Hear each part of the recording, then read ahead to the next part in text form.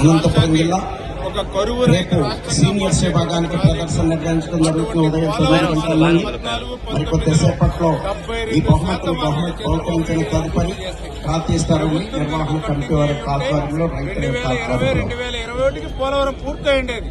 కానీ దురదృష్టం ప్రభుత్వం మారింది, పోలవరం ధ్వంసమైంది, డయాఫ్రమాలు విధ్వంసమైనటువంటి పరిస్థితి. మేం చెప్పడం కాదు ఆ మాట, సాక్షాత్ అసెంబ్లీలో చెప్పారు ఆ రోజు జగన్మోహన్ రెడ్డి.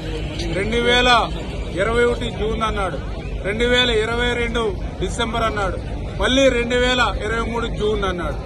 ఆఖరికి పోలవరం ఎప్పుడు పూర్తవుతుందో చెప్పలేమని స్వయంగా ఆ రోజు ఉన్నటువంటి ముఖ్యమంత్రి జగన్మోహన్ రెడ్డి అసెంబ్లీలో చెప్పినటువంటి పరిస్థితి.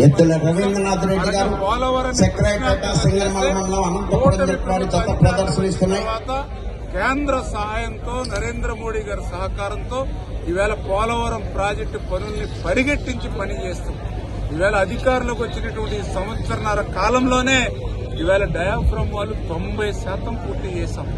వచ్చే నెలకి డయాఫ్రమ్ వాళ్ళు 900 అడుగుల దూరాన్ని 5 నిమిషాల 14 సెకండ్లలో పూర్తి చేయడం జరిగింది. మొదటి స్థానంలో కొనసాగుతున్న జతకన్నా 15 సెకండ్ల ముందంజలో ఉన్నవి. లక్ష్మీ వెంకటేశ్వర స్వామి ఆశీస్సులతో ఇద్దల రవీంద్రనాథ్ రెడ్డి గారు సెక్రాయిపేట సింగనమల మండలం అనంతపురం జిల్లా వారి జత ప్రదర్శనలో ఉన్నాయి. పూర్తి చేస్తామని ఈ రకంగా ప్రశ్నార్థకమైపోయినటువంటి పోలవరం ప్రాజెక్టు రేపు 2027 డిసెంబర్ లేదా అంతకుముందు పుష్కరాలకే పూర్తి చేస్తామనేటువంటి ఒక భరోసా ఈరోజు ఈ ప్రభుత్వం ఇస్తూ ఉందని అంటే ఈవేళ మరి ఇక పనిచేసేటువంటి ప్రభుత్వానికి, పనికిరానిటువంటి ప్రభుత్వానికి ఈవేళ పోలవరం ప్రాజెక్టే ఒక ఉదాహరణ అనేటువంటి విషయాన్ని శ్రీ వెంకటేశ్వర స్వామి ఆశీస్సులతో 2027 కల్లా పోలవరం పూర్తవుతుంది. ఇద్దల రవీంద్రనాథ్ రెడ్డి గారు సెక్రటరీ వారి జత ప్రదర్శనిస్తున్నాయి. అదేవిధంగా రాయలసీమ ఈ జత ప్రదర్శన విజేతలను ప్రకటించి